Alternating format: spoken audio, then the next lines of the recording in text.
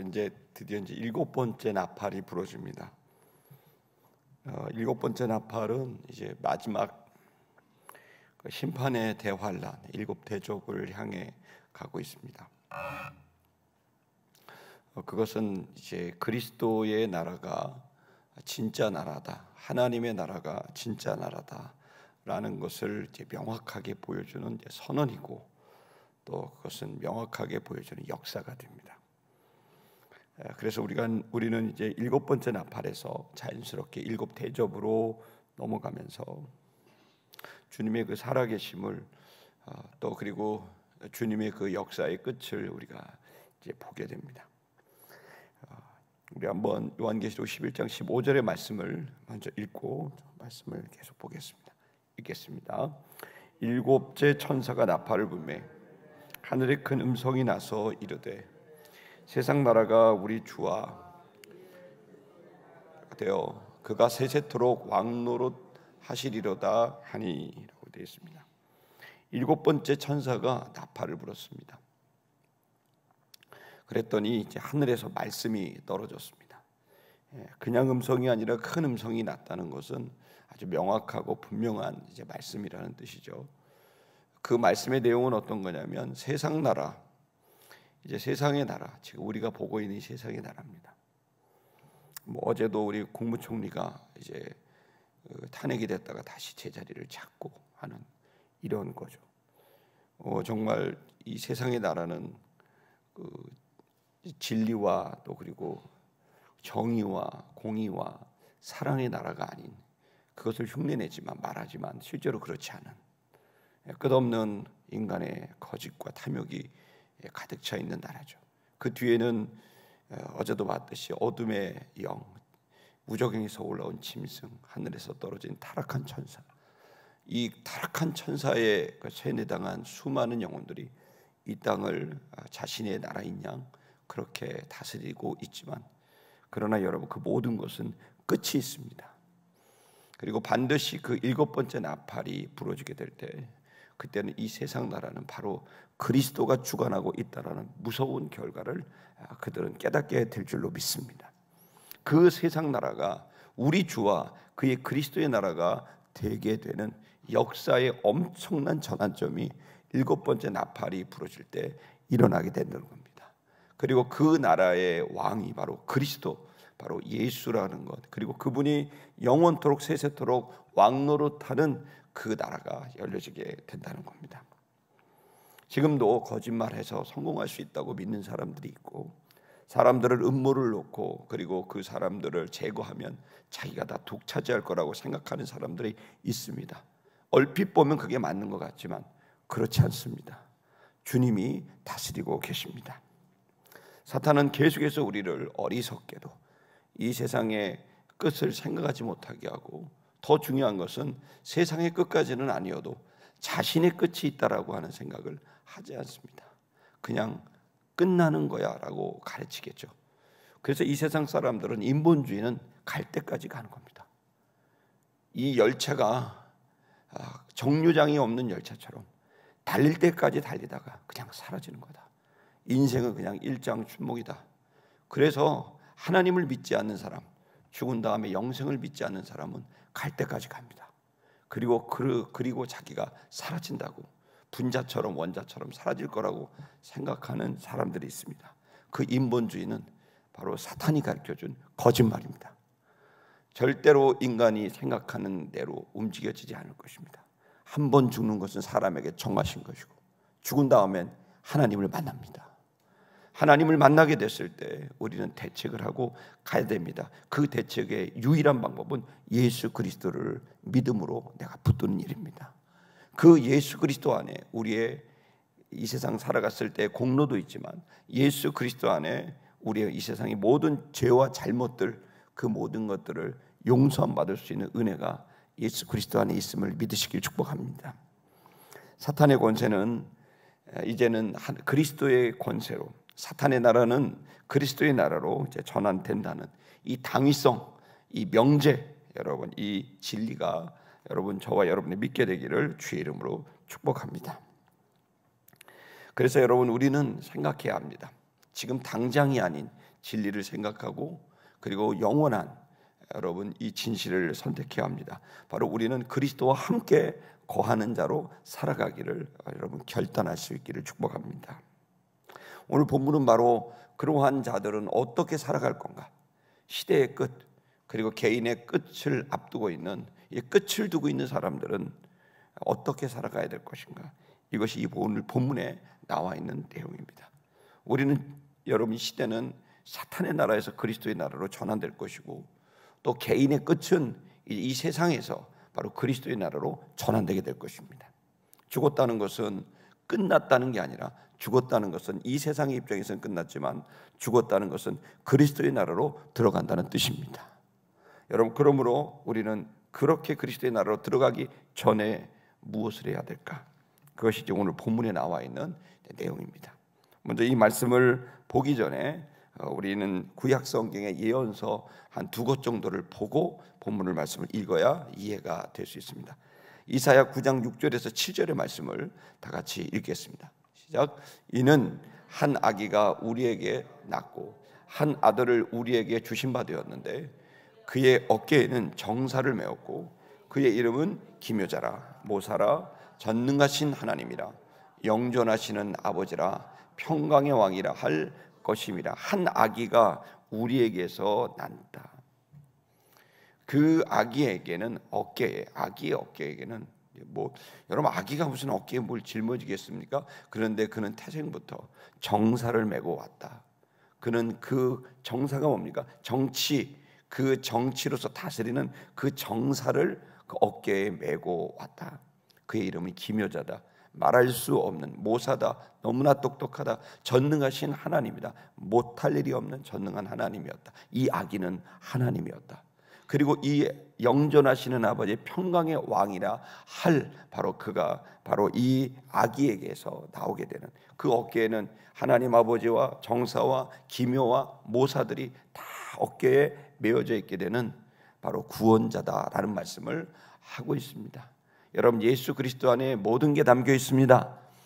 여러분 하나님 아버지의 뜻도 있고 권세도 있고 능력도 있고 거기에 지혜도 있고 그 모든 것이 이 아기에게 여러분 담겨져 있습니다. 우리는 이제 한 존재에게 집중하면 됩니다. 그는 바로 한 아기, 바로 예수 그리스도입니다. 7절을 읽겠습니다. 7절 시작. 그 정사와 평강의 더함이 무궁하며 또 다윗의 왕자와 그의 나라에 군림하여 그 나라를 굳게 세우고 지금 정의와 공의로 그것을 보존하실 것이라. 만군의 여호와의 열심히 이를 이루시리라. 그래서 그는 정사를 가지고 왔는데 그 정사에는 엄청난 지혜와 능력과 하나님 아버지까지 전부 들어있는 절대적인 정사, 절대적인 권세, 절대적인 정치를 그분이 갖고 있는 거예요. 그분은 절대적인 통치를 할 만한 모든 것을 그 아기가 갖고 있고 그 아기가 다스리게 됐을 때 뭐가 오죠? 평강이 더한다. 여러분 그래서 그리스도 예수가 다스리게 되면 그는 그 모든 정사를 다 가지고 다스리게 되면 그가 다스리는 나라는 한마디로 뭐죠? 평강입니다. 그래서 구약 성경에서 그리스도가 나는 동네의 이름을 뭐라고 했습니까? 그가 다스리는 것을 예루살렘이라고 그랬습니다. 예루살렘이 뭡니까? 예루살렘은 샬롬, 평강의 도시라는 뜻입니다. 여러분 그리스도가 다스릴 때 평강이 오게 되는 걸 믿기를 축복합니다. 그리고 그 주님의 통치, 주님의 그 다스림, 주님의 정치는 평강을 가져오고 이것은 여호와의 열심히 그것을 이루게 할 것이라고 말씀합니다. 여러분 성경은 놀라운 얘기를 합니다. 그리스도가 왕이라고 말합니다. 그리고 그분은 정치를 하실 거라고 말합니다. 그리고 그에게는 정사가 메어져 있는데 그 평강을 만들어낼 완전한 정치의 그 능력을, 그 지혜를 그리스도는 가지고 있다고 말씀하고 있습니다. 여러분 이 예수 그리스도가 다스리는 나라, 하나님의 나라, 그리스도의 나라, 사랑의 아들의 나라, 여러분 이 나라에 저와 여러분이 있음을 믿기를 축복합니다. 주 예수 그리스도를 믿는 자마다 그분의 통치와 다스림 안에 있다고 말씀하고 있습니다. 다니엘서 2장 44절의 말씀도 보겠습니다. 읽겠습니다. 이 여러 왕들의 시대에 하늘의 하나님이 한 나라를 세우리니 이것은 영원히 망하지도 아니할 것이요 그 국권이 다른 백성에게로 돌아가지도 아니할 거예요. 도리어 이 모든 나라를 쳐서 멸망시키고 영원히 설 것이라. 놀라운 예언을 하는 겁니다. 세상에 수많은 나라들이 있었다. 수많은 제국들이 있었다. 근데 그 모든 나라와 제국들은 그렇게 흥망성쇠를 하고 다 무너지게 되고 국권을 빼앗기는 일이 있었다. 그런데 한 나라를, 수많은 인간의 역사 속에 한 나라를 예비하고 계시다. 그 나라는 절대로 망하지도 않고 국권을 빼앗기지도 않는 나라다. 그리고 이 모든 나라를 쳐서 멸망시키고 그리고 완전하게 이 모든 나라를 다스리는 절대적 나라를 세울 것이다. 그 나라가 바로 그리스도가 세우는 나라요, 하나님의 나라라고 말합니다. 여러분, 기독교를 한마디로 말한다면 하나님의 나라입니다. 그분의 나라가 임하게 하옵소서. 그분의 나라가 임하게 되는 것, 여러분, 그것이 저와 여러분이 바라볼 비전입니다. 이처럼 여러분, 주님이 다스리는 나라, 하나님의 나라, 그리스도의 나라에 대한 예언이 있었고, 이 예언은 7번째 나팔을 불게 될 때 드디어 실체가 됩니다. 그 전까지는 사단이 다스리고 거짓이 이기고, 그 전까지는 탐욕을 가진 자가 이기고, 그 전까지는 여러분, 그분이 다스리는 나라가 되면 이 모든 것은 다 발각되고, 그리고 주님은 평강으로 그 나라를 이끌어 가심을 믿으시게 되기를 축복합니다. 여러분, 그리스도의 나라가 건설되기까지 수많은 역사들이 있어 왔겠죠. 지금도 그 과정 중에 있고 곧 그리스도의 나라가 오게 되리라고 믿습니다. 그 사이에 여러분, 얼마나 신실한 성도들과 교회는 얼마나 많은 고통과 시련 속에 살아가게 되겠습니까? 간악한 사탄은 여러분, 자신의 나라가 끝난 것을 알고 그 나라가 올 때까지 그야말로 극악무도하게 사람들을 속이고 무너지게 하는 악랄하고 저질스러운 그 일들을 계속 하고 있어서 거기에 순간 영혼이 빼앗긴 사람들은 지금도 그 사단의 거짓과 탐욕 속에 빠져들어가서 여러분, 사단의 팔다리가 되어서 죄를 범하고 있습니다. 여러분, 이 세상 나라의 종말이 오게 될 텐데, 그럴 때 여러분, 이 모든 사건들 속에 주님은 분명히 오시고 지금도 그 나라를 이루시기 위해서 주께서 오고 계시는 줄 믿습니다. 여러분, 그래서 구약 요한계시록에 있는 성도들은 주여 어서 오시옵소서, 이 말이 뭡니까? 어서 오셔서 다스려 주옵소서. 이 나라는 내가 숨막혀 살 수 없습니다. 세상 나라는 내가 숨막혀 살 수 없습니다. 주님 속히 오셔서 주님 다스려 주옵소서라고 말하고 있습니다. 회개하라, 천국이 가까이 오고 있느니라. 여러분, 그래서 성도들은 또한 회개하여서, 예수 그리스도 말하는 것은 이제 그분의 나라, 그리스도의 나라, 하나님의 나라가 오고 있으니 너희가 그 나라를 맞을 준비를 하고 있어야 된다라고 말하며 회개하라고, 주님께로 너의 마음을 돌리라고 계속해서 말씀하고 있습니다. 여러분, 이러한 주님이 다스리는 그 나라가 오게 될 것을 예언을 하고 있습니다. 그럼 우리는 무엇을 해야 될까요? 여러분, 하나님 앞에 경배와 찬양을 드리는 예배자가 되시길 축복합니다. 예배해야 삽니다. 경배하고 찬양해야 삽니다. 예배가 없으면 영이 죽습니다. 우리의 영은 하나님의 영과 만나야 됩니다. 하나님의 영을 만날 수 있는 여러분 최고의 시간과 공간과 방법은 예배입니다.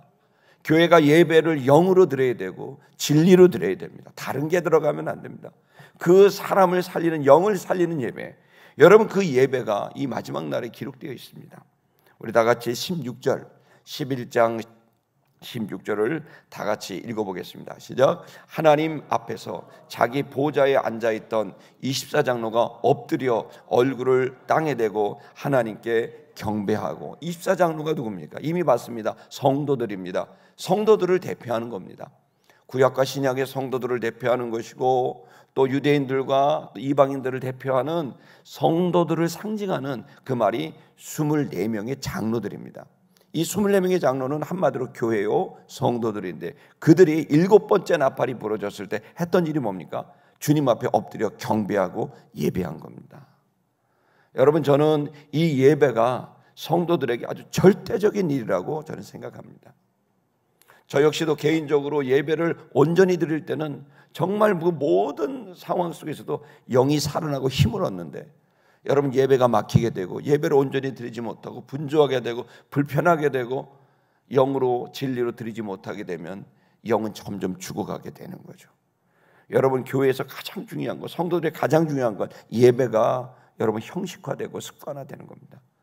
여러분 저와 여러분의 예배가 영과 진리로 드려지게 되기를 축복합니다. 17절의 말씀도 이어서 보겠습니다. 17절 시작. 이르되 감사하옵나니 옛적에도 계셨고 지금도 계신 주 하나님 곧 전능하시니요 친히 권능을 잡으시고 왕노릇 하시도다. 그리스도 예수는 왕이 되시고 그리고 그리스도를 쫓는 모든 성도들은 예배자가 되어서 주님을 높입니다. 뭘 높입니까? 주님의 정사가 이제 집행되는 것, 주님의 정사가 통치가 되는 주님의 왕노릇하심을 경배하고 찬양하고 감사하고 있습니다. 여러분 이 시간 분명합니다. 우리는 지금 계속해서 예배에 집중할 필요가 있습니다. 예배에 집중해야 이 세상 답답한데 살 수 없는데 예배를 드려야 살 수 있습니다. 여러분 이 사람을 살리는 예배, 이 사람을 살리는 예배가 여러분 세티미션교회 한국교회에 다시 살아나게 되기를 주의 이름으로 축복합니다. 여러분 그렇게 주님을 예배하고 찬양하게 되면 천사가 여러분을 도와요. 살아나요. 여러분의 영이 살아나요.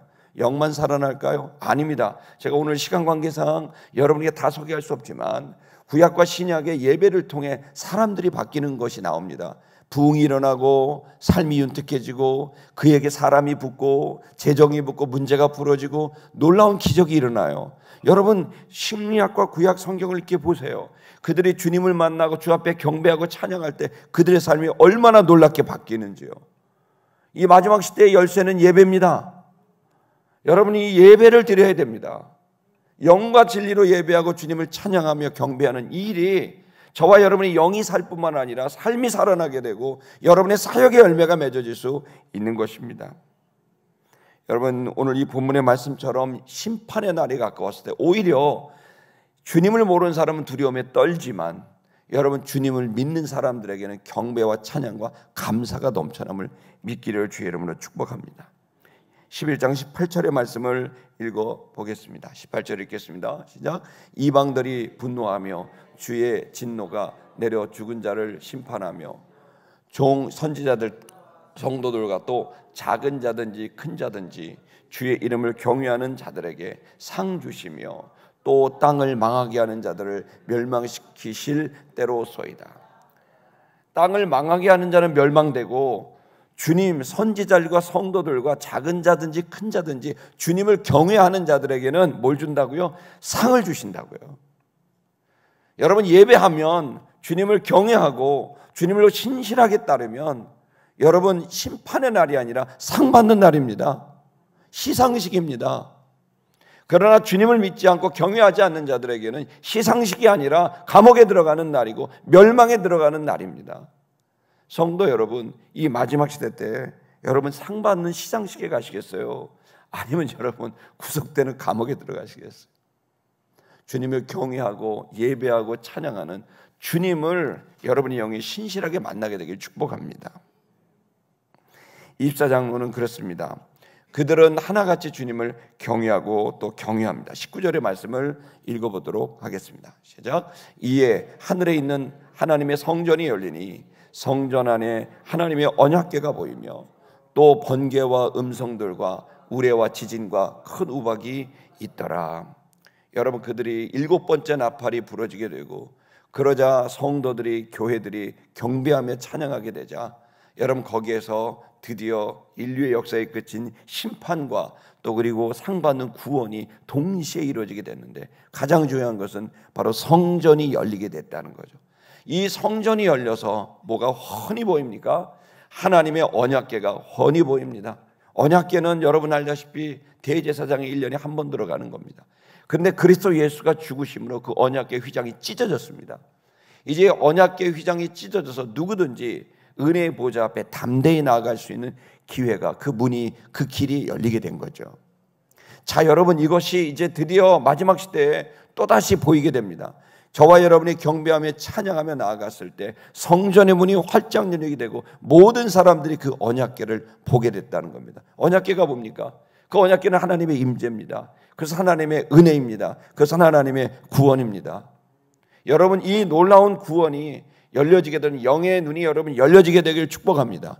영으로서만이 아니라 실제 역사 속에 그 성전의 문이 활짝 열리고 여러분 구원받는 자들이 그것을 보며 감탄하고 감격하는 그 감격스러운 날이 오고 있음을 믿기를 축복합니다. 속히 주님은 오셔야 합니다. 주님은 속히 이 땅 가운데 오셔서 당신의 나라를 이루어야 될 줄로 믿습니다. 히브리서 9장 27절의 말씀을 보겠습니다. 읽겠습니다. 한 번 죽는 것은 사람에게 정하신 것이요 그 후에는 심판이 있으리니. 여러분, 우리는 시대가 끝이 나기도 하지만 여러분, 내가 끝이 나기도 합니다. 내 끝이든 시대의 끝이든 그건 그냥 끝입니다. 그 이상은 없습니다. 그 끝에 기다리고 있는 건 심판이 기다리고 있습니다. 여러분, 어떤 분들은 목사님이 죽으면 어디로 가죠? 물어봅니다. 사람은 어디로 가나요? 죽으면 어디로 가긴요? 하나님에게 가죠. 하나님에게 가서 어떻게 될까요? 대책이 필요합니다. 하나님은 여러분을 용서하고 사랑하지만 대책이 필요합니다. 그 대책은 우리가 이 세상에 있었던 공로 수고했던 거, 그거 감사한 일이지만 그거와 함께 우리가 이 세상에 지었던 알게 또 모르게, 그리고 나 자신도 모르게 혹은 내가 외면하고 잊어졌던 그 죄악들, 이거 안고 갑니다. 이거 어떻게 해야 될까요? 주님 만나야 되는데 여러분 만날 때 그 문제를 해결할 길이 있습니다.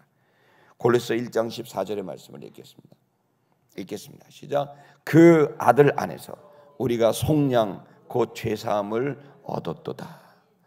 여러분, 그리스도 예수 안에 있고 유일한 대책은 바로 그리스도 예수 안에 있는 것입니다. 믿음으로 그리스도 예수를 붙들게 되기를 축복합니다. 자, 그렇다면 이제 우리는 지금 이 순간 어떻게 될까요? 자, 이제 우리는 지혜가 필요합니다. 내가 반드시 주님 앞에 서는 날을 생각해 봅시다. 그리고 오늘 2025년 오늘을 한번 생각해 봅시다. 자, 나는 어떻게 살아가야 될까? 2025년 오늘 내가 후회 없는 삶을 사는 것입니다. 그것은 미래를 향해 대한 기대가 아니라 여러분이 주님 앞에 서는 그날에 내가 그날 나는 A를 선택할 수도 있고 B를 선택할 수도 있다. 그럼 나는 그날 뭐를 선택해야 될까? 여러분, 이 시간 저는 여러분이 이제 그리스도 예수의 이 귀한 은혜 가운데 저는 새벽 예배 다 오신 분들은 그렇다고 생각합니다. 다만 이제 우리가 남은 일은 오늘 한 날을 무엇을 선택하며 갈까? 저는 여러분에게 도전합니다. 여러분, 사랑하는 사람을 생각하며 하루를 오전을 시작하셔야 됩니다. 여러분, 예배당을 가기 전에 여러분이 정말 마음속에 꼭 기억해야 될 사람을 기억하셔야 됩니다. 그 사람이 떠올린다면 어떻게 될까요? 눈을 감고 기도하셔야 됩니다. 그것부터 이제 시작해야 됩니다. 여러분, 이 아침에 이 예배당을 가기 전에 막 소리질러 기도하는 것도 귀한데 그보다 주님께서 나에게 꼭 생각하라고 나에게 좀 보내주신 사람의 얼굴과 그 사람을 생각하셔야 됩니다. 그리고 그를 위해 눈을 감고 간절히 눈을 감고 기도하셔야 됩니다. 저는 그 일이, 그리고 또 하나님이 기도하면 지혜를 주실 겁니다. 그 일을 만나라, 격려해라, 전하래라, 뭐 하나님의 감동이 있을 것입니다. 저는 그 감동에 순종할 수 있기를 바랍니다. 그럼 여러분, 거기서부터 기적적인 삶의 역사가 일어난다고 저는 확신합니다. 이 아침에 오신 여러분, 주님을 찬양하시고 주님을 경배하시고 주님께서 주시는 말씀에 순종하는 오늘 한 날 되기를 축복합니다. 찬양하겠습니다.